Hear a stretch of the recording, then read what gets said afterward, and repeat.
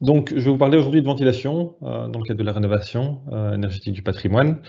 Alors, de quoi je vais vous parler aujourd'hui? D'abord, je vais rappeler qu'est-ce que la ventilation et pourquoi il faut ventiler. Ça peut paraître évident parfois, mais ça n'est pas forcément, et il y a beaucoup euh, de fausses idées ou d'idées reçues sur le sujet. Quel impact a la ventilation sur le climat intérieur et sur l'humidité? L'humidité étant un peu différente des autres polluants qu'on peut trouver à l'intérieur.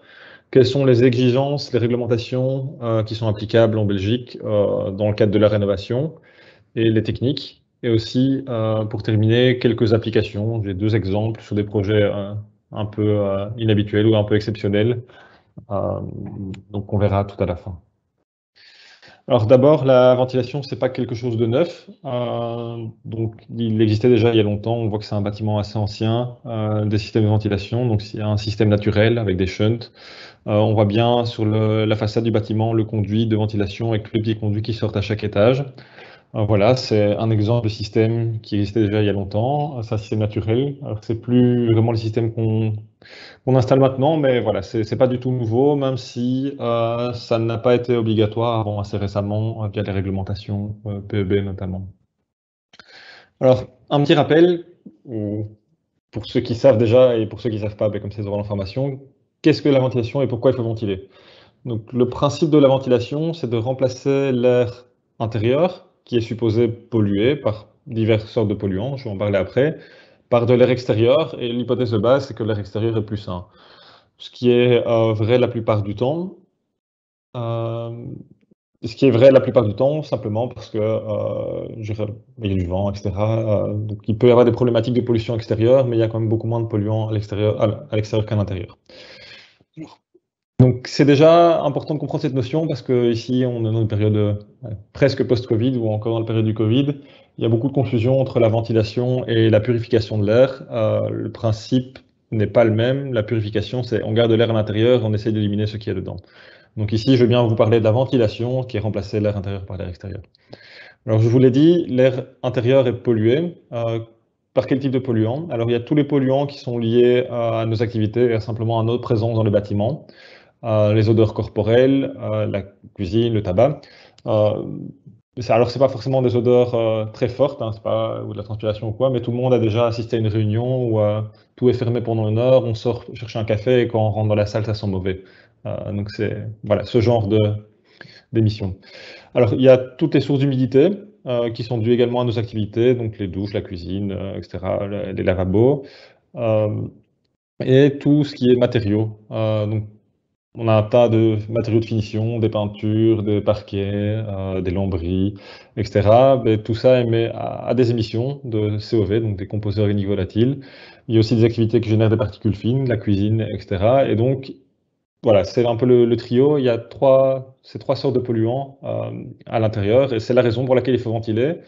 Alors, pourquoi ces polluants sont embêtants? Ben, simplement, ils ne sont pas bons pour la santé, donc des doses excessives. Donc, c'est d'abord une question de santé.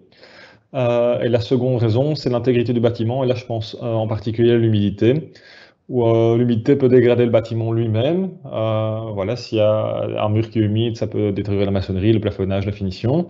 Mais également le contenu du bâtiment, s'il y a des boiseries, le plâtre, des peintures, ou alors du mobilier, des textiles, etc. Enfin, il y a certains objets qui doivent être conservés dans des conditions très strictes ou très précises pour pouvoir les conserver à long terme. Et donc, c'est à tout ça que sert la ventilation. Donc, c'est éliminer les polluants pour notre santé et pour l'intégrité du bâtiment et de son contenu. Alors, donc la ventilation, c'est vrai, sa raison d'être, c'est vraiment la qualité de l'air. Mais la qualité de l'air, ce n'est pas que la ventilation. Donc, pour avoir une bonne qualité de l'air, on peut agir sur trois éléments. Donc, d'abord, il y a éviter d'introduire des polluants extérieurs. Quand il y en a, ça peut se faire par des filtres, par exemple. Il y a la ventilation, donc qui est le sujet d'aujourd'hui, et il y a aussi le contrôle des sources de polluants. Tout le monde a déjà peut-être entendu parler de peintures écolabel ou ce genre de choses. Il y a des peintures qui ont plus ou moins d'émissions, et des matériaux qui ont très très peu d'émissions, voire pas du tout, comme les carrelages, hein. C'est inerte comme matériau. Et donc, voilà, la ventilation, c'est un aspect important de la gestion de la qualité de l'air, mais ce n'est pas le seul. C'est toujours important de le rappeler également. Alors, j'entends souvent des gens qui me disent, souvent des clients particuliers, enfin, j'ai pas besoin de ventilation parce que j'ouvre mes fenêtres. Alors, L'ouverture des fenêtres, en tout cas quand c'est manuel, c'est une méthode de ventilation qui est inadaptée pour plusieurs raisons. D'abord, quand on ouvre les fenêtres en grand, les débits de ventilation sont très importants. Alors en été, c'est pas gênant, mais en hiver, quand on chauffe, c'est refroidir le bâtiment inutilement. C'est assez rapide, ça peut être inconfortable s'il y a des courants d'air. L'effet est très temporaire, donc on voit sur le petit graphique en bas à droite la concentration d'humidité. Donc la ligne du bas, c'est la concentration en humidité à l'extérieur. Et la ligne du haut, avec la cassure, c'est la concentration à l'intérieur. Et en fait, on voit qu'il y a plus d'humidité à l'intérieur qu'à l'extérieur. Quand on ouvre la fenêtre, ça descend, donc c'est très bien. Mais dès qu'on la referme, en fait, on voit que ça remonte assez rapidement. Donc une ventilation, pour être efficace, doit être permanente ou quasi permanente, avec plus ou moins de débit. Mais une ouverture manuelle des fenêtres, ça ne remplit pas cet effet-là. Donc c'est toujours très bien d'ouvrir sa fenêtre pour un peu renouveler tout l'air une fois, mais c'est pas suffisant en soi. Donc ici, un exemple de concentration en CO2, ça aussi, c'est dans la période Covid devenu beaucoup à la mode, mais ça fait longtemps qu'on regarde ça au niveau de la ventilation, dans une chambre avec deux personnes, et on voit que il y a plusieurs jours qui sont tracés sur le graphique, et tous les jours, on voit que ça monte et puis ça redescend. Et la montée, c'est quand les gens sont dans la chambre, etc., et ils restent pendant plusieurs heures, donc ça monte, ça monte, ça monte. Et puis la descente, c'est quand on ouvre une fenêtre le matin et que les gens quittent la pièce. Et on voit par exemple le dernier jour, donc le quatrième pic est beaucoup moins haut parce que pourquoi? Dans ce cas-là, on a laissé la fenêtre ouverte en oscillant battant et donc ça fait une ventilation continue et permanente pendant la période où les gens sont là et on voit que le CO2 monte beaucoup moins haut. Ce qui, indépendamment du Covid, à nouveau, est bon pour la santé aussi parce qu'il y a beaucoup d'autres polluants et le CO2, c'est une bonne mesure d'un peu tout ce qu'on émet. Les odeurs, hein, je parlais de la salle de réunion qui sont mauvais. Le CO2 est une bonne mesure indirecte de tout ça. Ah. Alors, une autre méthode qui est inadaptée et qu'on entend parfois, c'est voilà, les bâtiments, ils ventilent naturellement parce que voilà, maintenant on fait des thermos qui sont trop isolés, mais avant les bâtiments, ça se ventilait tout seul. Alors, dans tous les bâtiments, il y a des infiltrations d'air, qu'ils soient anciens ou nouveaux. Et les infiltrations d'air, elles sont induites par deux phénomènes, par le vent. Quand le vent souffle d'un côté sur une façade, il y a une surpression sur cette façade et une dépression sur l'autre façade, et l'air a tendance à traverser. Et il y a aussi ce qu'on appelle le tirage thermique, c'est un peu le principe général où l'air chaud va monter. Et ce tirage thermique fait qu'il y a aussi de l'air qui va rentrer et sortir par les fuites, donc il va plutôt rentrer en bas et sortir en haut. Alors, j'ai dit sur tous les bâtiments, il y a des fuites. Sur les anciens bâtiments, il y en a beaucoup. Sur des bâtiments plus récents, il y en a moins, voire très peu. Alors, il n'y en a jamais pas du tout, mais c'est vraiment très très peu. Mais à nouveau, comme pour l'ouverture des fenêtres, c'est pas une méthode qui est adaptée. Pourquoi? Parce que les fuites sur des bâtiments très peu étanches, elles peuvent être trop importantes, ce qui refroidit le bâtiment inutilement, mais elles peuvent être aussi trop faibles. Et donc, la ventilation n'est pas bonne, et on se retrouve avec des niveaux de CO2 ou d'autres polluants qui sont très très élevés. Une autre caractéristique des fuites, et pourquoi ça ne peut pas être utilisé comme ventilation, c'est qu'elles sont mal réparties dans les différents espaces. Quand on fait des mesures d'étanchéité à l'air, ça s'appelle, on mesure l'étanchéité à l'air globale du bâtiment, c'est une image des fuites globales du bâtiment, mais on n'a pas d'idée ou assez peu de leur répartition. Et les endroits assez sensibles, c'est les bas de porte ou ce genre de choses, ou les jointures entre les murs et les toitures. Mais c'est pas homogène, donc il peut y avoir tout à fait des pièces, même dans un vieux bâtiment, où parce que c'est bien plafonné, il n'y a pas de fuite du tout, et donc il n'y a pas d'aération. Et aussi la direction du flux d'air est variable, on n'a aucun contrôle. Si le vent va dans un sens, les fuites vont aller dans un sens, mais si le vent va dans l'autre sens, on peut tout à fait refouler l'air de la salle de bain vers les chambres et vice-versa. Donc pour les fuites, c'est souvent insuffisant et c'est toujours incontrôlable. Donc c'est pas non plus une méthode de ventilation. Alors, la ventilation, je l'ai dit, le principe c'est on renouvelle de l'air intérieur par de l'air extérieur, donc on fait sortir de l'air et on en fait rentrer. Évidemment, tout ça est équilibré, rien ne se perd, rien ne se crée. Alors, on peut appliquer ce principe au niveau du bâtiment, mais ça s'applique également individuellement à chaque espace. S'il y a de l'air qui rentre dans un local, il y a la même quantité d'air qui en sort par un autre chemin. Alors, idéalement, si vous voulez vraiment avoir quelque chose de parfait au niveau de la ventilation, il faudrait, dans chaque local, faire rentrer de l'air neuf, donc de l'air qui vient de l'extérieur et qui est le plus sain, et évacuer l'air vicié du local. En pratique, donc c'est le petit schéma qui est en bas à gauche sur le slide, vraiment local par local, on fait rentrer de l'air, on fait sortir de l'air. Maintenant, en pratique, on est un petit peu plus pragmatique pour éviter quand même de surventiler, c'est qu'on va faire rentrer de l'air d'un côté, dans les espaces les plus sensibles ou dans lesquels on reste le plus. On va faire passer cet air on va le transférer dans les couloirs ou les corridors. On va le faire passer vers les salles de bain, les pièces humides, et puis on va l'évacuer. C'est un peu ce principe général des systèmes de ventilation classiques. Donc tous les systèmes, ou la majorité des systèmes en tout cas qui sont utilisés en pratique, on fait rentrer l'air dans les espaces secs, donc ce qu'on appelle les espaces destinés à l'occupation humaine. Donc c'est les chambres, les bureaux, les séjours. Donc les pièces sont susceptibles de rester longtemps. On fait passer cet air dans ce qu'on appelle les espaces de circulation, les couloirs, les halls de nuit, etc. Et ensuite il va vers les espaces humides où il est évacué, chargé d'humidité. Donc, presque tous les systèmes sont basés sur ce principe. Il peut y avoir des variantes plus ou moins originales, mais voilà. Alors, un autre point qui est important et qui ne me semble pas toujours bien compris au niveau de la ventilation, c'est le lien entre la ventilation et l'énergie. La ventilation, on fait sortir de l'air chaud qu'on a chauffé dehors et on fait rentrer de l'air froid qui vient de l'extérieur. Donc, ça induit nécessairement une consommation de chauffage, en tout cas quand on est dans la saison de chauffe.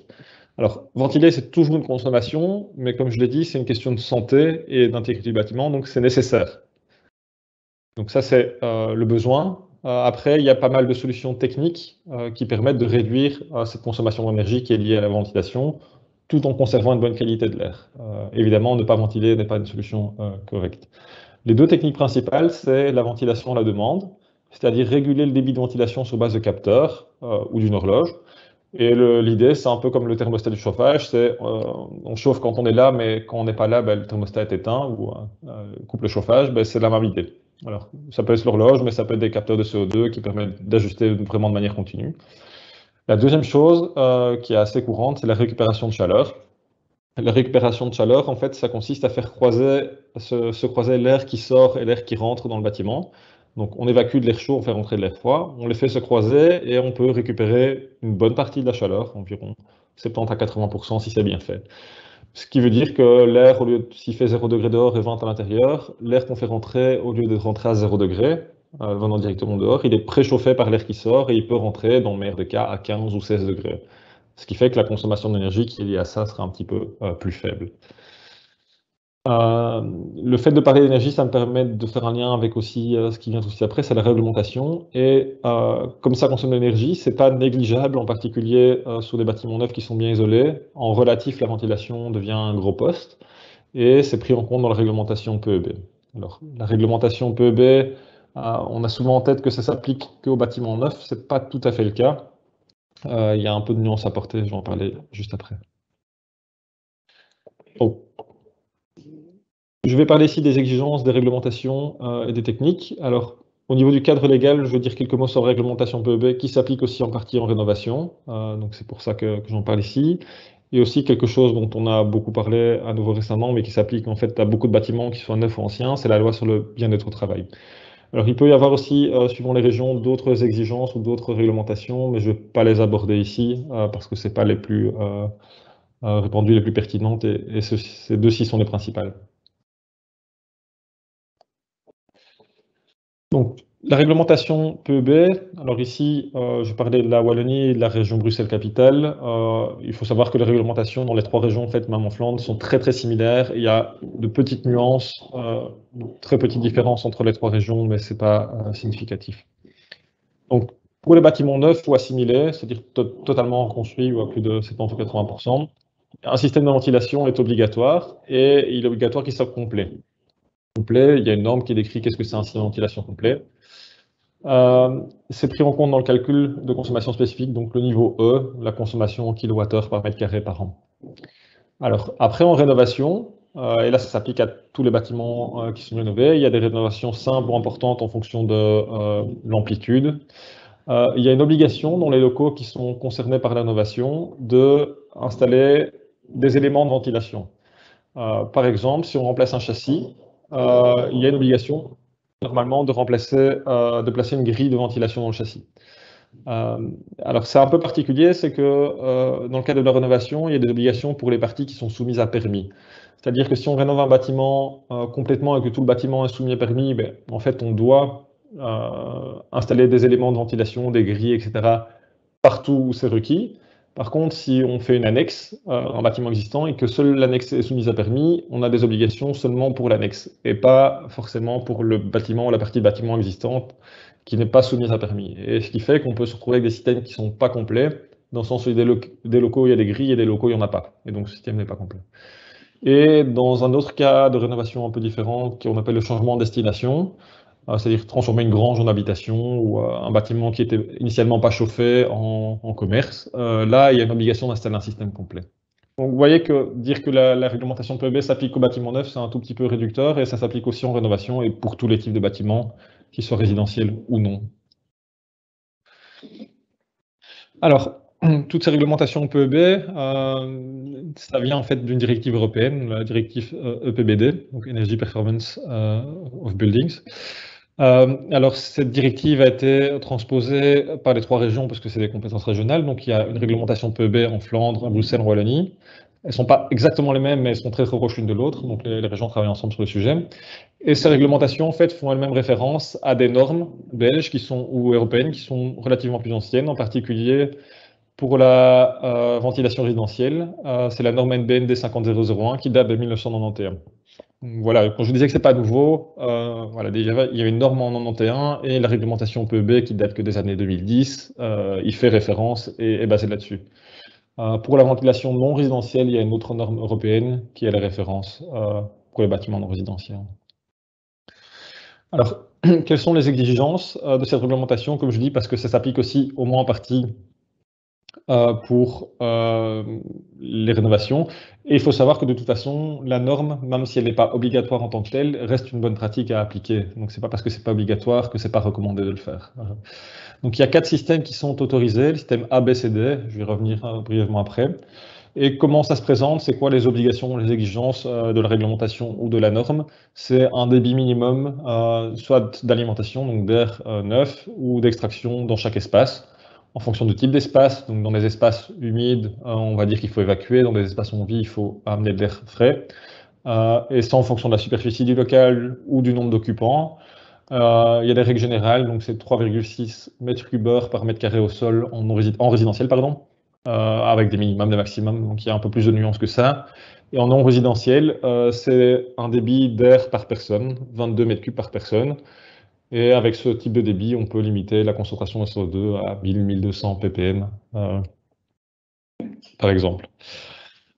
Il y a d'autres exigences, mais la norme ne couvre pas tous les aspects non plus. Donc la norme, c'est surtout quel débit il faut à quel endroit et comment on peut réaliser ce débit. Mais il y a d'autres aspects qu'il faut prendre en compte et qui ne sont pas forcément dans la norme, type les aspects acoustiques, la qualité de l'air réel. Le débit, c'est une chose, mais c'est pas pour ça que la qualité de l'air est forcément bonne. En tout cas, si le débit n'est pas suffisant ou s'il y a des sources de pollution particulières.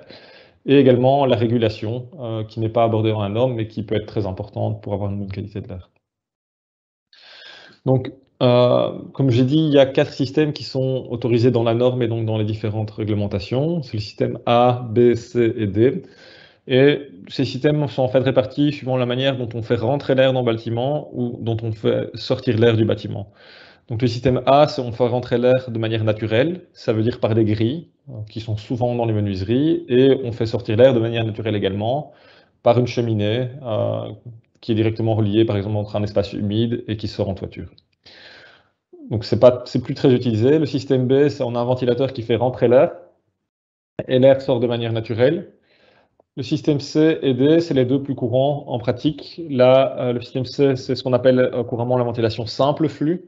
On fait rentrer l'air par des grilles et on l'évacue avec des ventilateurs, un ou des ventilateurs. Et le système D, c'est ce qu'on appelle couramment le système double flux, où l'air est soufflé par un ventilateur, rentre grâce à un ventilateur et évacué par un autre ventilateur.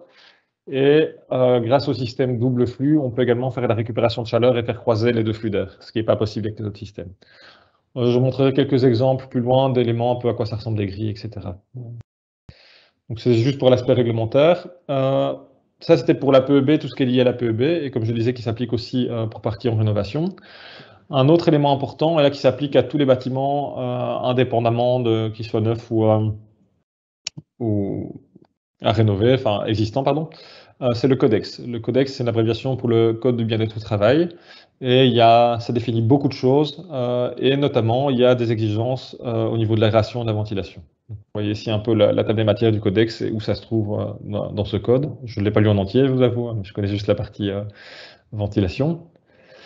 Alors, ça a été réformé en 2016 ou 2017, donc c'était un peu compliqué, mais depuis, ça a été revu en 2019 et ça n'a pas changé depuis.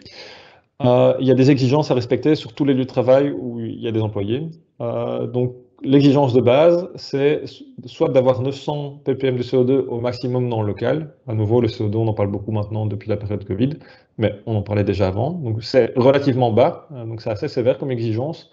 Ou, à défaut, c'est d'avoir un débit minimum de 40 mètres cubes par personne. En fait, les deux sont liés, hein. Donc, comme on émet en respirant une certaine quantité de CO2, un certain débit de ventilation donne une certaine concentration de CO2. Donc, ces deux critères sont plus ou moins équivalents.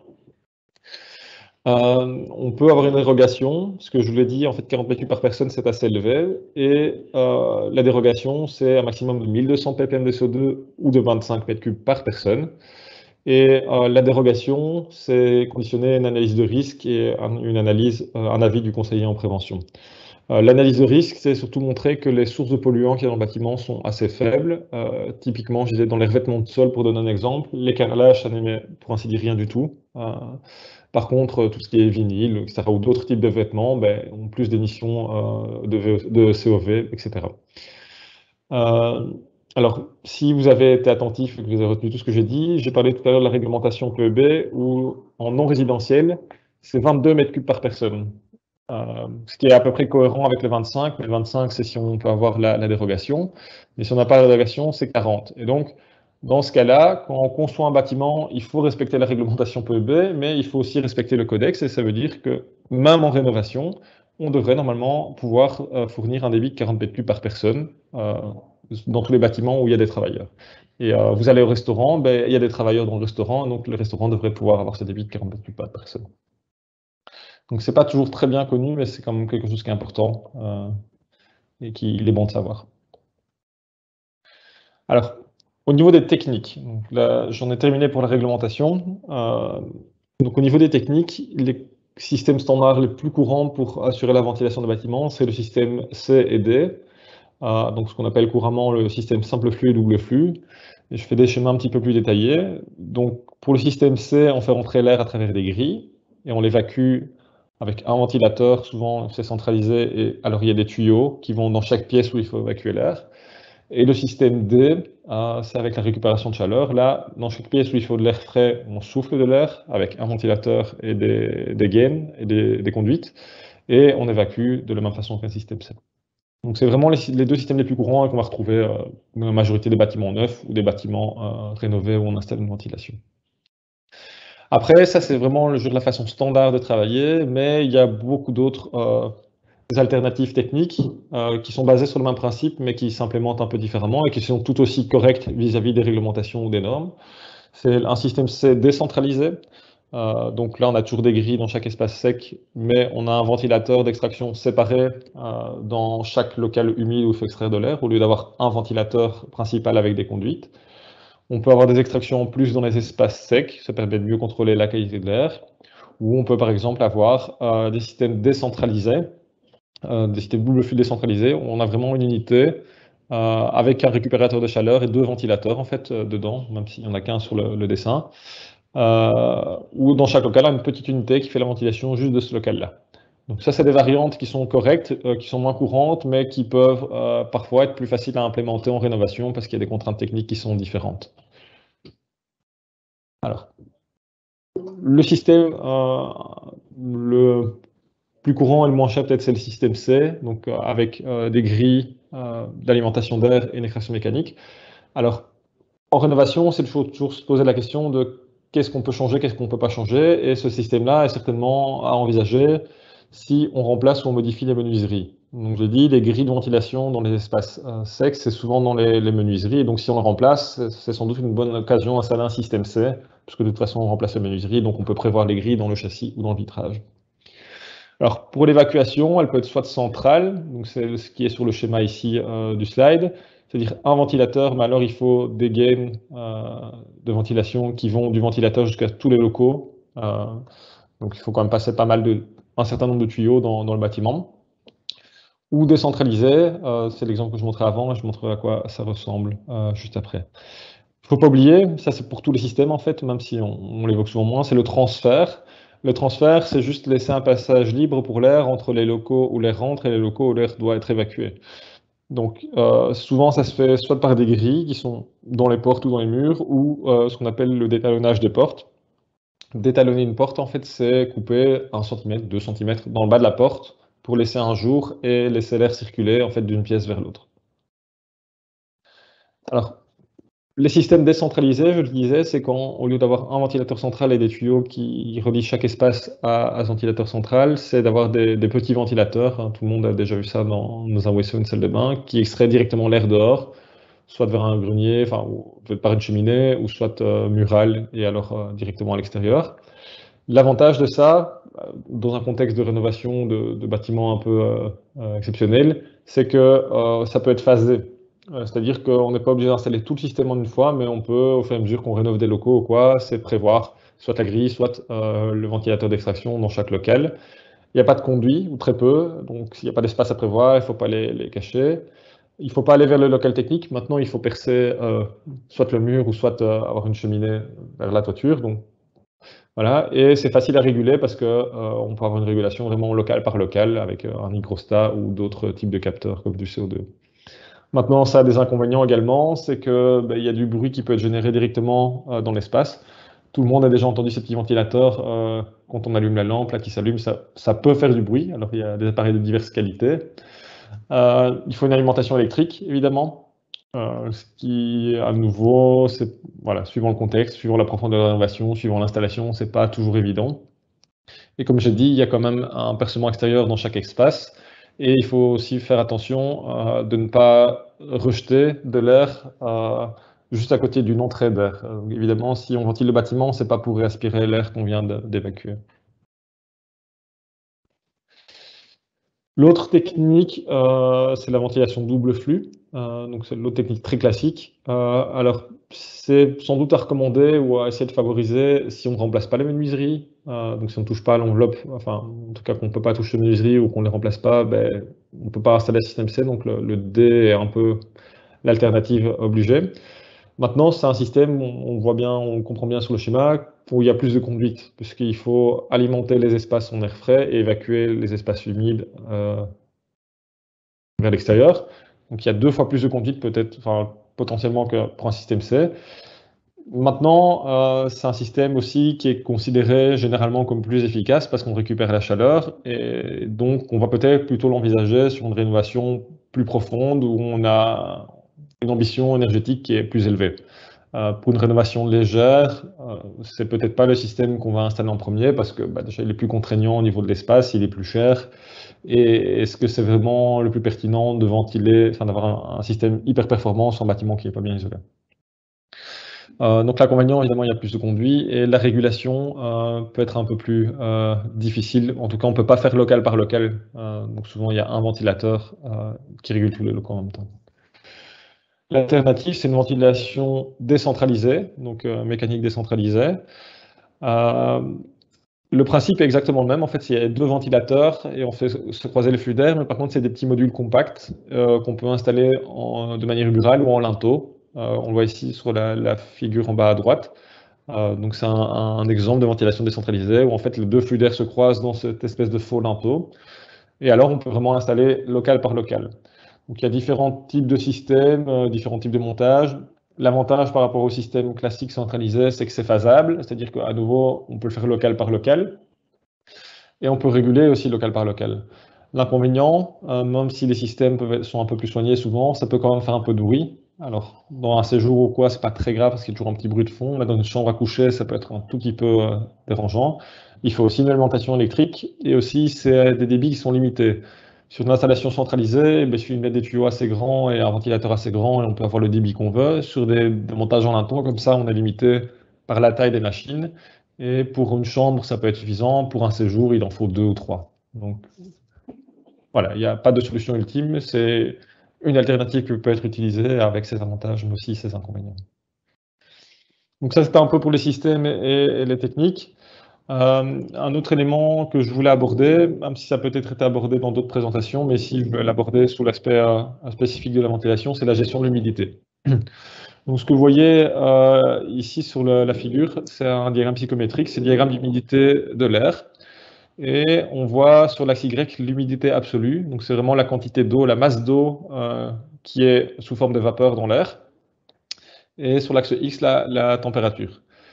Et on voit des lignes, il y a 10 lignes de 10 à 100% qui indiquent l'humidité relative de l'air. Comment il faut lire ce graphique? C'est, si on prend ce point par exemple, de l'air à 20 degrés et à 60% d'humidité relative, hein, c'est une mesure qu'on peut faire facilement sur une petite station météo pas très chère. En fait, on sait que ça représente en fait 60% d'humidité relative à 20 degrés. Ça veut dire qu'il y a 8,7 grammes de vapeur d'eau qui est contenue dans l'air par kilo d'air. Voilà, c'est l'humidité absolue, c'est une masse. Si on garde ce même air, mais qu'on le refroidit, vous connaissez l'air, vous le refroidissez, à 15 degrés par exemple, en fait, sans changer le contenu en eau, parce que la masse d'eau qui est présente dans l'air n'a pas changé, mais l'humidité relative augmente, parce que l'air plus froid peut contenir moins d'eau. Donc c'est la notion d'humidité relative. Et donc tout le monde sait que dans l'air chaud, il peut y avoir plus d'humidité. Si on refroidit encore, ce même air, à 12 degrés, on arrive à ce qu'on appelle le point de rosée, c'est-à-dire qu'on a saturation d'humidité, 100% d'humidité. Et qu'est-ce qui va se passer à ce moment-là? Il va y avoir formation de condensation. Et si on diminue encore la température de cet air, l'air ne peut pas contenir plus de 100% d'humidité, et donc le surplus, on va suivre la courbe 100%, et le surplus va se condenser, et ça va faire des gouttelettes d'eau sur le vitrage, sur le mur, etc. Donc c'est un phénomène qu'on voit bien dans les salles de bain, par exemple, parce qu'on met beaucoup d'eau une fois, on arrive à saturation, donc il y a de la condensation. Alors, pourquoi je parle de ça? C'est pour parler de l'impact de la ventilation sur l'humidité. Donc, tout le monde sait bien que l'humidité excessive dans un bâtiment n'est pas bonne, à la fois pour des questions de santé, mais surtout pour l'intégrité du bâtiment. Donc, généralement, on essaie de rester en dessous des 60%. Et un des rôles de la ventilation, c'est justement d'évacuer ce polluant, l'eau, vers l'extérieur pour ne pas dépasser cette limite d'environ 60%. Par contre, il peut quand même avoir un phénomène un peu inverse en hiver, c'est que si on est dans un bâtiment, il y a le point rouge là, c'est avec 40% d'humidité à 20 degrés en hiver, l'air intérieur se trouve là sur le graphique. Par contre, l'air qu'on va faire rentrer, c'est de l'air qui vient de dehors. Et prenons le point environ à 4 degrés, et donc à 60%, 70%, 80% pardon, d'humidité. En fait, comme l'air est plus froid, il peut contenir moins d'eau. Et même s'il est à 80%, en termes de masse d'eau, il contient environ 4 grammes, alors que l'air intérieur en contenait presque 6. Et donc, cet air extérieur qu'on va faire rentrer, il va se réchauffer, hein, puisqu'il vient dehors, mais quand il est dans le bâtiment, après, ben, il prend la température du local. Et en fait, il va rentrer à 30% d'humidité, alors que l'air de l'ambiance est à 40%. Si on fait le même raisonnement quand il fait plus froid, vraiment en hiver, s'il fait moins 2 degrés dehors, à 30 ou 40% d'humidité, ben, il y a à peine 1 gramme d'humidité absolue, vraiment la quantité d'eau. Quand on va réchauffer cet air, on va se déplacer avec sur la droite, cet air à 20 degrés, il aura à peine 10% d'humidité. Et donc, le fait, comme l'air est plus froid et qu'il contient moins d'humidité, on va sécher le bâtiment. Alors, ce qui est souhaitable, mais si on ventile beaucoup, en fait, on peut quand même arriver au cas un peu plus extrême où l'air est trop sec. C'est-à-dire qu'au niveau du bâtiment, on essaie de ne pas dépasser 60%, mais en termes de santé, c'est idéal de rester entre 40 et 60. Descendre en dessous de 40% en moyenne n'est pas très bon. Et donc, c'est bien parce qu'on contrôle, on évite le surplus d'humidité, mais il peut arriver, si on ventile vraiment beaucoup, et si le bâtiment n'a pas beaucoup d'inertie hydrique, que l'air soit trop sec en hiver. Donc, au niveau du contrôle de l'humidité en général, je ne veux pas en dire beaucoup plus, mais je vais faire une petite conclusion. Le problème d'excès d'humidité, la ventilation est là pour le régler, donc c'est très facile. On ventile plus, on évacue l'excès d'humidité. Par contre, si on a une humidité trop faible, ce qui peut arriver en hiver avec le phénomène que je viens d'expliquer juste avant, on ne peut pas vraiment contrôler ça juste avec la ventilation. En fait, on ne sait pas le contrôler juste avec la ventilation, donc il existe des systèmes d'humidification. Alors, l'humidification, on ne l'applique pas tout le temps, en fait, on ne l'applique pas très très souvent, et c'est surtout en non résidentiel dans des bureaux, des hôpitaux, etc., voire d'autres types de bâtiments non résidentiels. Pourquoi on le fait? Alors, soit c'est pour avoir un confort qui est optimal, parce que l'air trop sec n'est pas toujours très agréable, et donc si on veut un niveau de confort plus élevé, on peut avoir recours à ce genre de système. Ou dans des cas un peu plus particuliers, des cas de locaux d'archives ou des choses comme ça, où il faut vraiment une humidité contrôlée. Et là, on ne peut pas juste compter sur la ventilation, ne permet pas de réguler l'humidité précisément, et donc là, il faut un système d'humidification pour le faire. Dans la plupart des bâtiments, en tout cas en Belgique, il n'y en a pas, surtout les bâtiments plus anciens. Pourquoi? Parce qu'il y a des variations naturelles limitées à l'extérieur auxquelles on est habitué, et il y a quand même aussi une inertie hydrique du bâtiment, c'est-à-dire que le plafonnage et tout ça, ça fait un peu tampon au niveau de l'humidité, et souvent, rien que ça est suffisant pour que l'humidité soit acceptable. Donc voilà. Donc, je vais terminer par essayer d'appliquer un peu tous ces grands principes, etc., à la rénovation en général ou du patrimoine en particulier. Alors, la première question à se poser quand on fait une rénovation et qu'on veut ou qu'on doit installer une ventilation, c'est jusqu'à quel point on fait cette rénovation. Donc, si elle est totale, bah, on peut appliquer les règles du bâtiment neuf avec les systèmes classiques, etc. Et on est quasi dans le cas d'un bâtiment neuf. Si on ne travaille que sur l'amélioration de l'enveloppe, il faut faire attention parce que s'il n'y a pas de ventilation, ça peut induire des pathologies, typiquement de la condensation. Donc si, bah, je vais donner des exemples après, je ne vais pas les donner maintenant, mais voilà, c'est pas forcément une bonne idée d'isoler beaucoup un bâtiment et de ne pas le ventiler. Il faut faire les deux en même temps idéalement. Il y a aussi, est-ce qu'on va changer ou pas l'affectation des espaces? Parce que suivant le type d'espace, on ne ventile pas de la même façon. Si c'est un espace séjour, on peut mettre de l'air extérieur. Si c'est un espace plutôt humide, il faut évacuer l'humidité. Il faut aussi voir s'il y a de l'espace pour un groupe de ventilation. Suivant ce qu'on utilise, c'est plus ou moins gros. Est-ce qu'il y a de la place pour les conduites? Est-ce qu'on renouvelle ou pas les finitions pour passer les conduits? Est-ce qu'on sait les masquer? C'est plein de questions qu'il faut se poser et ça dépend vraiment de la profondeur de la rénovation qui est envisagée. Donc, des petits exemples d'interdépendance et pourquoi la ventilation doit être dans la rénovation globale. C'est dans le cas, par exemple, du remplacement d'un simple vitrage par un double vitrage, ou en tout cas un vitrage plus performant. Si à la base il n'y avait pas de ventilation, bah, il est probable qu'en fait il y avait beaucoup de condensation sur la vitre. Mais voilà, c'est pas grave, ça se nettoie facilement. Ou en tout cas, c'est pas très très grave. Maintenant, si on remplace par un bon vitrage, le point le plus froid, ça a pu être la vitre, mais ça risque d'être un mur ou quelque chose. Et donc la condensation va plutôt se passer quand elle arrive sur le mur. Mais sur le mur, évidemment, c'est pas la même chose s'il y a du plafonnage ou quoi que de nettoyer un vitrage. Donc c'est comme ça qu'on peut dégrader le bâtiment si on ne fait pas attention, si on ne ventile pas, si on ne traite pas les ponts thermiques. Un autre cas de figure qui peut arriver, c'est si on avait une vieille chaudière non étanche. Donc une chaudière non étanche, c'est-à-dire la chaudière qui prend de l'air dans le local et qui ensuite brûle le mazout ou le gaz et qui évacue les fumées par une cheminée. Ben, en fait, naturellement, comme la chaudière utilise de l'air pour brûler le combustible, ça ventile le local. En plus, les vieilles chaudières, ben, c'est peut-être pas très bien isolé, donc ça chauffe en même temps, même si c'est pas volontaire. Maintenant, vous remplacez cette vieille chaudière par une nouvelle qui est étanche, c'est-à-dire une chaudière étanche, elle prend l'air extérieur, l'air de combustion, elle le prend directement à l'extérieur par une prise d'air et elle le rejette par la cheminée. C'est-à-dire que le local n'est plus ventilé, ça c'est une chose. En plus, il est moins chaud parce que la chaudière est plus moderne et donc elle chauffe moins.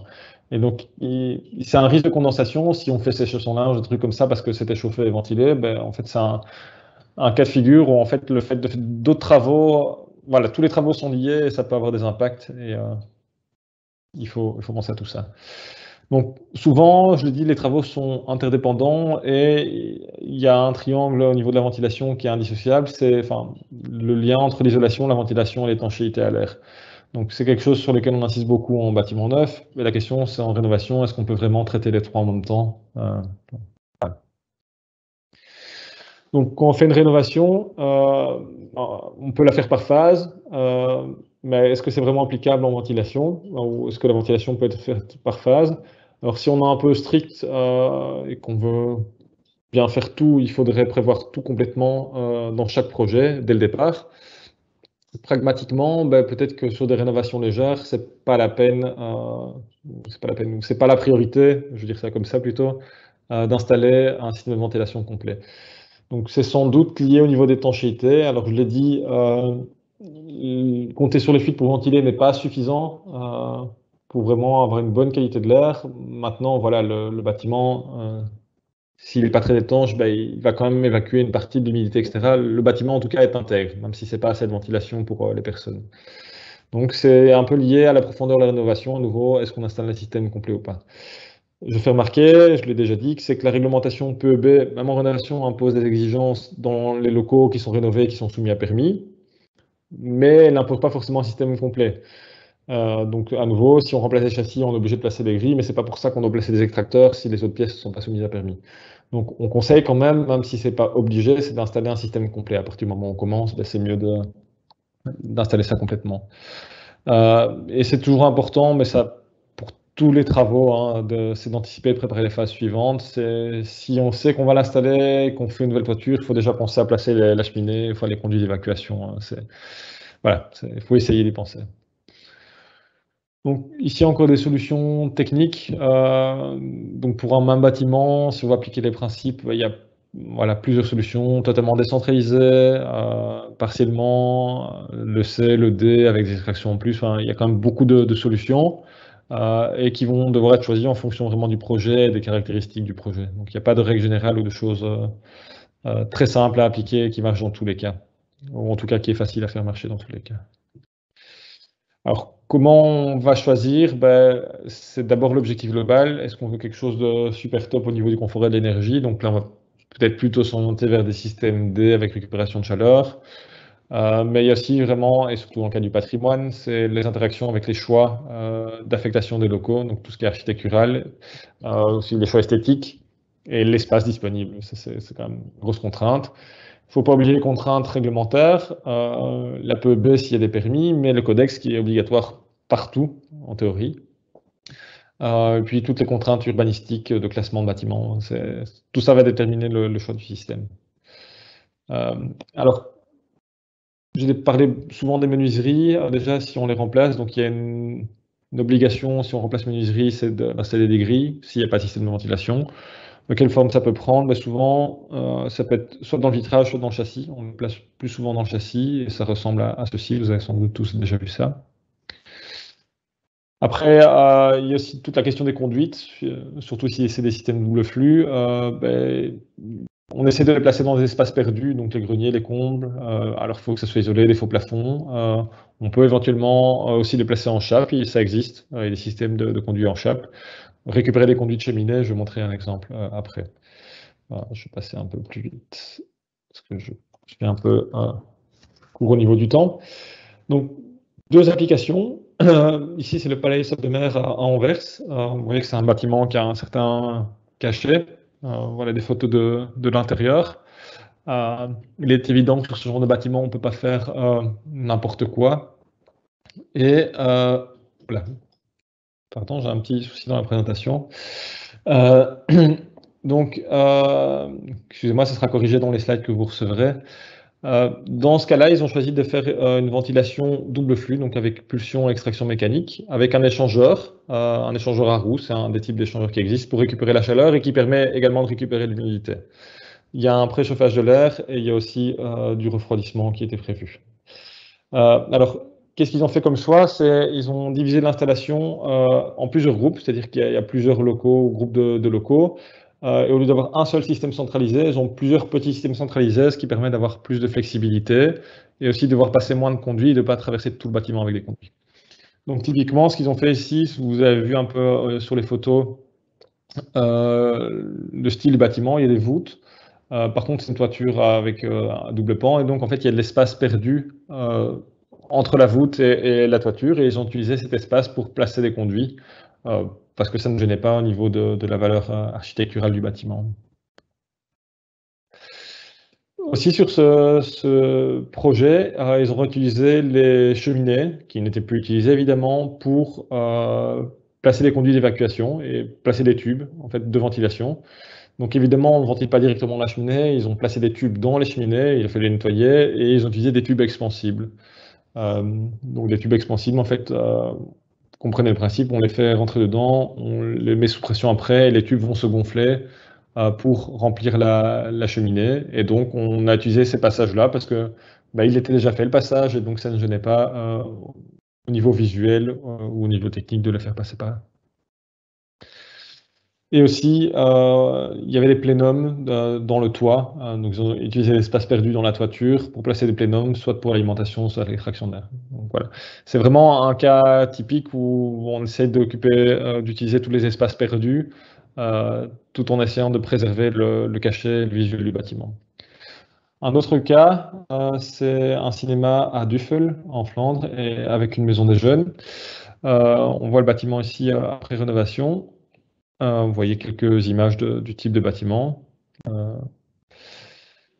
Voilà. Et en fait, là, c'est une rénovation qui était importante et c'était difficile de placer les conduits. Et c'est pas la seule raison, mais ils ont rehaussé la toiture et de nouveau, ils ont pu utiliser l'espace de rehausse pour placer tous les conduits.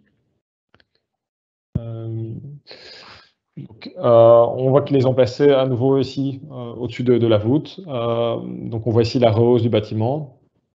Et on voit ici, en phase de travaux, si vous voyez bien les photos, on voit les conduits de ventilation qui sont ici. Donc voilà, là on a créé l'espace qui manquait pour placer ces conduits. Évidemment, on ne peut pas faire ça en tout de bâtiment, il faut vraiment s'adapter. Voilà. Et on voit ici des images, on voit ici de loin, après rénovation avec la nouvelle toiture. Donc, pour établir un concept, pour phaser et faire le planning. Il y a des travaux qui sont phasables et d'autres qui ne le sont pas. Donc, ce qui n'est généralement pas phasable, c'est l'isolation et l'étanchéité à l'air. Et là, une fois qu'on est isolé, qu'on a étanchéifié, il faut ventiler. Ce qui est plus phasable, c'est la ventilation décentralisée, par exemple. Donc, il faut vraiment penser à la suite à chaque fois qu'on fait des travaux, éviter les interventions temporaires. Je le disais, si on remplace le vitrage, il faut passer des grilles, mais si on installe une ventilation double flux après c'est pas une bonne idée. Donc, il faut quand même réfléchir au pas d'après. Et évidemment, c'est toujours dépendant du budget, du demandeur et de l'occupation du bâtiment. C'est sans doute plus important de ventiler un bâtiment qui est très occupé qu'un bâtiment qui l'est que pas ou de manière très occasionnelle. Je vais aller à la conclusion parce que je déborde un petit peu au niveau du temps. Il est clair qu'un système de ventilation qui fonctionne correctement, c'est pas un coup de chance. Il y a plein de solutions standards ou pas standards, mais il faut quand même y réfléchir. Donc, il faut approcher la ventilation de manière systématique à la conception, à l'installation, à la mise en service et également au niveau de l'entretien, parce qu'une ventilation s'entretient, il faut nettoyer de temps en temps les conduits, changer des filtres. C'est pas grand chose, mais il faut le faire pour que le système fonctionne bien.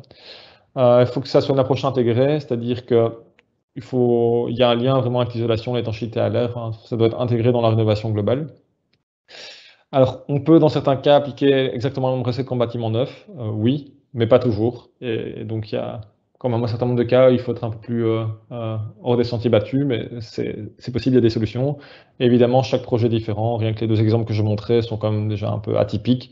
Et pour tous les projets, il peut vraiment y avoir des choses très différentes. Voilà, alors un petit disclaimer habituel que vous avez dû voir sur les autres présentations. Donc, ce n'est pas un matériel officiel de CSTC, donc il y a des publications pour ça. Et les petits remerciements, parce que le contenu de la présentation vient en fait d'un projet qui a été fait il y a quelques années qui s'appelait le Airgood Energy Locket. Donc, on a un peu retravaillé le format, mais le contenu vient de ce projet. Voilà, j'ai terminé. Merci beaucoup. Je vais passer vite aux questions parce qu'on en a quelques-unes et le temps est compté. Mais merci beaucoup en tout cas Sébastien pour cette présentation. La première question vient des grilles de ventilation dans les menuiseries. La personne me demande qu'il semble que ce soit une aberration pour les menuiseries du patrimoine. Et faut-il vraiment y recourir? Oui ou non? Alors ça, c'est une première question. Alors, il y a différentes contraintes. Donc, il y a une première contrainte qui n'est pas la réglementation PEB, mais qui est une autre réglementation, en Wallonie en tout cas, à Bruxelles, je connais moins, qui dit que quand on remplace une menuiserie, il faut d'office intégrer une grille. Ça, c'est une chose. Après, s'il y a un permis d'urbanisme, on est soumis à la réglementation PEB. Alors là, c'est un peu subtil. C'est s'il y a une ventilation, par exemple, double flux, alors on n'est pas obligé de mettre une grille, mais si on n'a pas, alors il faut prévoir une grille. Mais c'est vrai que ça peut être un peu aberrant dans le sens où, je l'ai dit déjà plusieurs fois dans la présentation, le système n'est pas complet. C'est-à-dire que si on change ça, on doit mettre une grille, mais c'est pas pour ça qu'on est obligé de mettre une extraction ailleurs. Et donc, Voilà, donc légalement, il faudrait le faire. Après, je ne sais pas dans quelle mesure des contraintes patrimoniales, les contraintes de bâtiments classés, etc., font que ce n'est pas le cas. Là, j'imagine qu'il y Parce a... que là, j'ai un petit commentaire qui dit que la personne, elle, a fait changer ses châssis, c'était soumis à permis parce que la rue est classée, mais en fait, les grilles de ventilation ont été refusées parce que ça changeait la hauteur de l'imposte.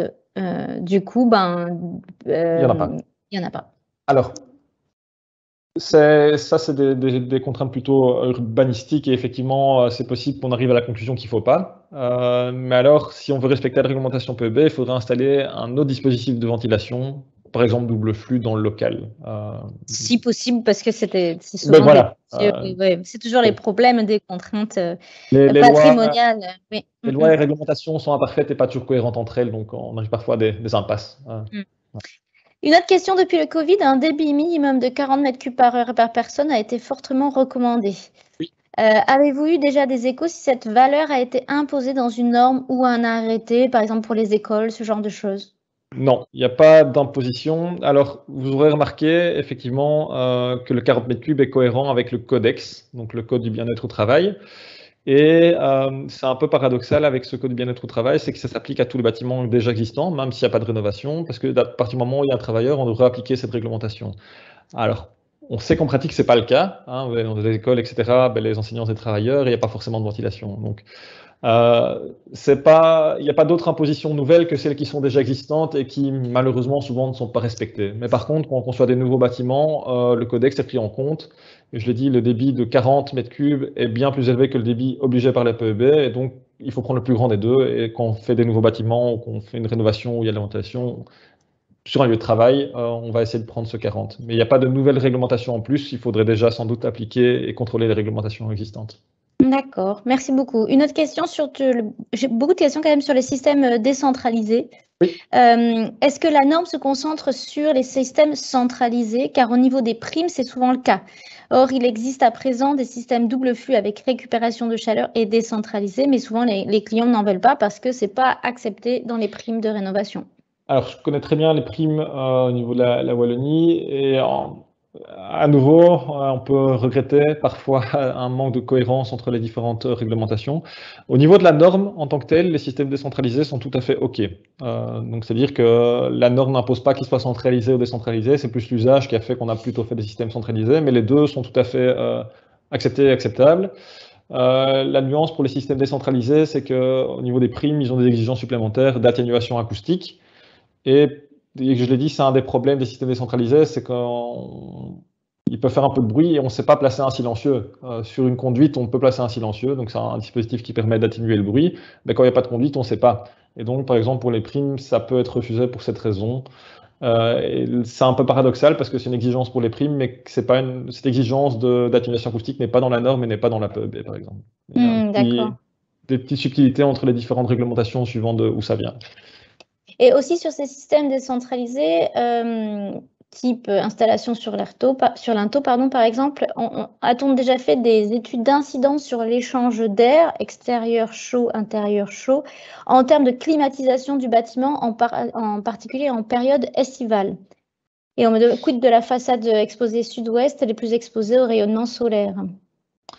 Alors, on a eu la chance de travailler sur un projet où on a étudié, alors pas fait des études d'incidence, mais on a travaillé sur un projet de ventilation double flux décentralisé. Au niveau thermique, c'est à peu près la même chose qu'un système centralisé, c'est-à-dire qu'il y a un échangeur, on récupère 60, 70, 80% de la chaleur. L'air froid est préchauffé, donc c'est ce que je disais, si on a de l'air qui est à 0 degré dehors, il va rentrer à plus ou moins 20 degrés. Alors ces systèmes sont un peu plus soignés, où on fait attention à ce que les deux flux d'air ne se mélangent pas. C'est clair, je dis, il ne faut pas réaspirer l'air qu'on a refoulé dehors, sinon ça ne sert à rien. Et donc il y a une attention particulière qui est portée au fait que les deux flux d'air ne se mélangent pas. Ils se croisent dans l'échangeur pour récupérer la chaleur, mais ils ne se mélangent pas. Au niveau de l'exposition sud-ouest, je ne sais pas quelle est la question, si c'est juste l'exposition solaire ou l'exposition au vent. C'est surtout, je pense, au niveau estival, en fait, au niveau de la climatisation du bâtiment. Donc, en fait, oui, alors, la ventilation double flux, c'est vrai que c'est intéressant en hiver parce qu'on récupère la chaleur, mais c'est vrai qu'en été, quand il fait plus chaud dehors que dedans, c'est peut-être pas intéressant de récupérer la chaleur, au contraire. Et donc, il y a des systèmes de bypass sur les systèmes centralisés, et sur les systèmes décentralisés, c'est plus compliqué à implémenter un bypass. Et donc, quand c'est comme ça, on essaie de ventiler un peu moins. Où il y a des systèmes, celui sur lequel on a travaillé dans le cadre d'un projet, où il y avait un bypass partiel, c'est-à-dire qu'il y a une partie du débit qui n'était pas, où on récupérait pas la chaleur parce que justement en été, c'est pas intéressant. Mais c'est vrai que c'est un peu plus compliqué à faire qu'avec un système centralisé où on a un peu plus de place pour avoir ce genre d'artifice, je veux dire. Et on me demande si les systèmes décentralisés, est-ce que l'air est suffisamment brassé dans la pièce? J'imagine que ça se calcule. Oui, ça se calcule. Alors la question peut se poser aussi pour les systèmes centralisés en fait. Donc là, c'est vraiment la question de où est-ce qu'on positionne la bouche, où est-ce qu'on positionne le système. C'est vrai qu'avec le système décentralisé, on souffle et on aspire au même endroit, que ce soit à l'extérieur ou à l'intérieur. Ce qu'ils essayent de faire sur un système, c'est d'envoyer l'air plutôt vers le plafond pour que l'air va suivre le plafond et traverser la pièce. À nouveau, ils essayent de souffler et d'aspirer dans des directions différentes, en haut, bas, gauche, droite, pour essayer d'avoir le plus d'écart possible. Et ça, il y a des études qui ont été faites là-dessus, ça fonctionne assez bien. Évidemment, s'il y a un très grand local avec une seule ventilation à un bout du local, ça peut être un problème. Il y a comme la notion, il faut que ça traverse un peu. Mais si vous êtes très grands locaux, en fait, il en faut plusieurs, parce qu'un séjour, par exemple, il faut 75 mètres cubes au minimum. Et donc, avec des systèmes décentralisés, souvent, il en faut au moins 2, voire 3, c'est un très grand séjour. Donc, ça permet aussi d'avoir ce brassage de l'air. Et justement, on me demande, est-ce qu'on place encore aujourd'hui des amenées d'air, des grilles dans le sol ou ce n'est plus conseillé? Je ne sais pas qu'on a placé dans le sol. De manière générale, c'est pas conseillé. Alors là, il y a un peu de nuance dans les normes et les réglementations. Je ne le connais plus par cœur, mais je pense que dans la norme en résidentiel, c'est conseillé, c'est une recommandation, c'est pas une exigence, que les années d'air soient au-delà de 1,75 m ou 80, simplement pour éviter les phénomènes de courant d'air froid qui sont désagréables. Et alors, cette recommandation a été reprise dans les différentes réglementations PEB des régions. Alors, il y a des fois, c'était obligé, et des fois, c'était juste des recommandations, puis ça a été supprimé, ça a un peu changé dans le temps. Mais la recommandation principale, c'est que non, c'est que ce soit en hauteur pour éviter que ce soit désagréable, hein, ce qu'on appelle le draft risk, le petit courant d'air qui est pas très agréable. Alors là, j'ai une question, c'est juste, je pense qu'on nous demande confirmation. Dans une rénovation légère d'un appartement, par exemple, si tu as une ventilation décentralisée avec un détecteur hygrométrique d'une salle de bain qui est conforme à la réglementation en région bruxelloise, est-elle conforme à la réglementation en région bruxelloise si on atteint le bon débit? Oui et non. La norme et la PEB, pour que ça soit conforme, exige que le débit soit continu, permanent. La ventilation doit être permanente. Et donc, alors elle peut être variable, hein, on ne dit pas le débit maximum ne doit pas être atteint tout le temps, ça peut être diminué, augmenté, mais ça doit être permanent. Et le problème, ou ce qui est souvent fait avec les petits extracteurs décentralisés, c'est soit qu'ils sont sur l'interrupteur, soit qu'ils sont hygromes et que c'est on-off. Donc, stricto sensu, c'est pas conforme. Après, peut-être qu'il y a dans l'interprétation, il peut avoir un peu plus de nuances, mais au pied de la lettre, c'est pas tout à fait conforme. Maintenant, il existe des systèmes décentralisés qui fonctionnent de manière continue avec un capteur hygro et qui varient. Mais allez, la plupart des ventilateurs qu'on va acheter au Brico sont on-off et ça, stricto sensu, c'est pas conforme. D'accord. Au sujet des grilles, on me demande aussi, lorsqu'on prend de l'air neuf mécaniquement par le châssis et que l'air du local est extrait naturellement, système B, vers un couloir de circulation, la grille de transfert vers le couloir doit être en partie basse ou en partie haute du mur? Il n'y a pas d'exigence sur la position des grilles de transfert. Donc au niveau des transferts, il n'y a pas d'exigence. C'est vrai qu'il est plutôt courant de les mettre en partie basse parce que souvent c'est des portes qui sont détalonnées ou une grille. J'avoue que je ne connais pas ça par cœur parce qu'on ne se pose jamais la question, mais à ma connaissance, il n'y a pas d'exigence sur la position de la grille de transfert. Okay. L'usage veut qu'elle est souvent en bas. Alors, j'ai d'autres questions qui arrivent juste maintenant. Donc, on me demande, par exemple, comment entretenir la VMC à double flux, notamment les conduites. Alors, le premier entretien à faire pour la double flux, c'est remplacer les filtres ou les nettoyer tous les ans. Donc souvent, on conseille de les remplacer. Maintenant, ça peut se nettoyer une fois ou deux. C'est conseillé d'aller voir de temps en temps s'ils ne sont pas trop encrassés. Donc ça, c'est la chose principale à faire. Au niveau du nettoyage des conduites, si le système a bien été installé, que le tuyau était propre au départ, ça met assez longtemps à s'encrasser, mais il y a une fréquence d'entretien qui est recommandée. Alors, je ne la connais pas par cœur, donc je ne vais pas dire de bêtises, mais tout ça est dans une note d'information technique du CSTC, donc la NIT 258. Mais je dirais qu'il ne faut pas le faire tous les ans, hein, donc c'est quelques années, mais je ne veux pas dire de chiffres pour ne pas me tromper. Il y a des appareils exprès pour ça, il y a des espèces de brosses rotatives sur un flexible et qui peuvent nettoyer les conduits. Mais donc ça va plutôt se faire par un professionnel parce qu'il a l'équipement qu'il faut. Et pour la fréquence, je dirais c'est toutes les quelques années, mais il faut aller voir dans la note d'information technique, je ne connais plus par cœur. Mais voilà, un installateur doit normalement être équipé pour faire ça. Si on évacue un conduit ventilation simple flux dans une cheminée, faut-il absolument tuber la cheminée? Oui, parce que le conduit d'évacuation, c'est humide. On évacue quand c'est de l'air humide, et donc si on ne peut pas faire sortir l'air comme ça dans la cheminée, parce que sinon il va y avoir d'office de la condensation. Quand il y avait un poêle à bois ou quelque chose comme ça dans la cheminée, ben, l'air il est quand même chaud. Alors même s'il est humide, il est très très chaud. Mais ici, c'est de l'air qui est quand même que à 20 degrés. Donc si on fait passer ça dans une cheminée qui n'est pas chauffée, ça va condenser et il va y avoir de la condensation. Donc on ne peut pas faire ça comme ça. Il faut un tuyau, une gaine spécifique. Tuber, oui. Alors, j'ai une question que je ne comprends pas très bien. En simple flux, pouvez-vous rappeler quand est-ce qu'on doit extraire dans un local sec? On ne doit pas, mais on peut. Donc, c'est le système avec des extractions supplémentaires dans les espaces secs. Il y a quelques fabricants qui proposent ça. Ça permet vraiment de mieux contrôler la qualité de l'air, surtout dans les chambres. Ça se fait assez souvent. Comme ça, on peut vraiment contrôler sur le CO2. Parce que comme il y a un capteur CO2 dans le conduit d'évacuation, on peut aspirer un peu plus en moins. Mais ce n'est pas obligatoire, mais c'est un petit plus qui permet de faire mieux fonctionner le système. On me dit qu'en région wallonne, les bâtiments classés ou inscrits sur la liste de sauvegarde sont exemptés des exigences de PEB, c'est l'article 10 du décret. Donc ça, c'était toujours bon à savoir. Merci pour la précision, parce que c'est vrai que ce n'est pas ma spécialité. Quelle est la différence entre les groupes de ventilation placés à l'extérieur et à l'intérieur? Je ne sais pas qu'on plaçait des groupes de ventilation à l'extérieur. Peut-être à ne pas confondre avec la pompe à chaleur, je ne sais pas. Évidemment,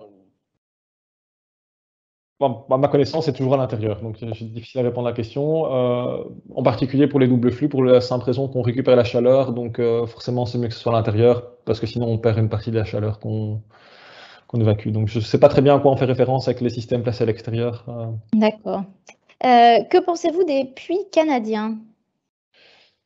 Je ne sais plus, il y a eu des publications, je pense, du CSTC là-dessus, probablement des articles dans le CSTC Contact. Le puits canadien, ça permet de préchauffer un peu l'air ou de le pré-refroidir en été. Il y a quand même un petit risque, c'est que comme on fait passer de l'air humide dans un sol qui est plus frais, il y a un risque quasi une certitude de condensation dans le puits canadien. Et se dire que l'air qu'on va faire rentrer dans le bâtiment va être passé dans un truc qui est humide. Et c'est potentiellement, si c'est pas bien fait, que l'humidité n'est pas bien évacuée, un risque de développement de moisissures, etc. Voilà. Alors, je ne dis pas que ça ne marche pas, mais c'est pas la panacée et l'efficacité ou le gain énergétique n'est pas extraordinaire. Donc, voilà, avec réserve, mais c'est pas exclu. Le système des décentralisés assure-t-il réellement une ventilation de l'ensemble de la pièce à l'amener l'extraction étant très proches l'une de l'autre? Je vais encore répondre rapidement parce qu'on en a déjà parlé, mais oui, c'est ce que vas-y. Sont faites pour envoyer l'air le plus loin possible avec le plus de vitesse possible. Donc, si le local est un local taille standard, c'est OK. Et pour des grands locaux, il en faut plusieurs. Est-il possible de récupérer la chaleur de l'air extrait en système C, par exemple via un chauffe-eau thermodynamique, par exemple? Alors, il y a, je ne sais plus comment il s'appelle ça, mais le mot exact, c'est des pompes à chaleur sur air extrait. Donc, il y a des fabricants qui ont inventé des systèmes où en fait, ils utilisent l'air qui est extrait comme air pour utiliser pour une pompe à chaleur, qui peut soit utilisée pour de l'eau chaude ou pour du chauffage. L'idée là-dedans, c'est qu'une pompe à chaleur a un meilleur rendement quand l'air qui est utilisé est plus chaud, un meilleur coefficient de performance. Mais s'il fait froid dehors, ben, l'air il est à 0 degré, donc le rendement ou plus frais n'est pas extraordinaire. Que si on utilise l'air qu'on extrait, qui est à 20 degrés, 22 degrés, ben, cet air est plus chaud. Et donc ça existe. C'est techniquement un peu plus compliqué, mais il y a des systèmes qui fonctionnent bien. Après, il y a quand même des nuances, c'est-à-dire qu'il faut un débit d'air suffisant. S'il n'y a pas assez de débit d'air, si on diminue le débit, bah alors il n'y a plus assez d'air pour la pompe à chaleur, elle prend quand même l'air extérieur. Donc c'est-à-dire qu'il faut faire fonctionner le système de ventilation tout le temps ou à un débit plus élevé. Donc voilà, il y a des systèmes qui existent, ça peut être performant. Maintenant, ce n'est pas la solution miracle non plus, mais voilà, ça existe. Une dernière question, parce qu'après, comme ça, on pourra avoir une petite pause. C'est lorsque l'on souhaite placer des grilles de ventilation sur châssis type Invisivent du Cotop, Oui. la grille couvrira en général toute la largeur du châssis. Dans certains cas, ceci entraîne un débit parfois largement supérieur au débit nécessaire. Faut-il dans ce cas bloquer une partie de cette ouverture pour limiter les pertes thermiques? Ce serait sûrement souhaitable. Effectivement, c'est un cas qui peut être problématique, donc il faut essayer, dans la mesure du possible, de ne pas dépasser 2 fois le débit nominal. On peut aller, dans la réglementation PEB, jusqu'à 2 fois le débit nominal, donc c'est souhaitable. Après, suivant les cas, il peut y avoir des grilles qui sont dimensionnées à 10 pascal aussi, de 2 pascal, donc c'est des grilles qui sont plus petites, mais il y a des conditions pour ça. Donc, idéalement, il faut essayer plutôt de placer les grilles au plus juste, mais c'est vrai que c'est des cas qui peuvent arriver et que dans ce cas-là, ça risque d'être de trop. Il n'y a pas vraiment de solution miracle pour ça. Et une dernière remarque, on m'a dit que des études avec monitoring auraient démontré que le système D ne serait pas plus avantageux économiquement par rapport au système C. Le gain en chauffage avec la récupération de chaleur ne compenserait pas le coût de consommation électrique et d'entretien du double flux. Ne faudrait-il donc pas abandonner les systèmes D pour favoriser les systèmes C? C'est quelque chose qu'on entend souvent et on a des projets là-dessus et je travaille encore là, sur ce sujet-là actuellement. C'est partiellement correct, il y a de la nuance à apporter dans le sens où un système C basique en termes de qualité de l'air n'est pas extraordinaire parce que si le bâtiment n'est pas super étanche, etc., il y a plein de choses, s'il y a trop de vent, l'air ne rentre pas forcément par le bon endroit comme c'est prévu sur papier. Et donc, pour avoir un système C qui est performant en termes de qualité de l'air, on peut avoir avec les extractions supplémentaires, avec les capteurs de CO2, la ventilation à la demande, ce qui est très performant parce qu'alors on régule très bien. Maintenant, le fait de rajouter des capteurs et des conduites partout dans un système C augmente son prix aussi. Et donc, on en arrive à des systèmes C avec plein de capteurs, etc., qui fonctionnent très très bien, mais qui sont aussi chers que des systèmes D. Et si on prend le basique, il n'est pas aussi performant en termes de qualité de l'air. Voilà. Et puis le côté peut-être courant d'air. L'affirmation n'est pas totalement incorrecte, mais il y a de la nuance à apporter là-dedans certainement.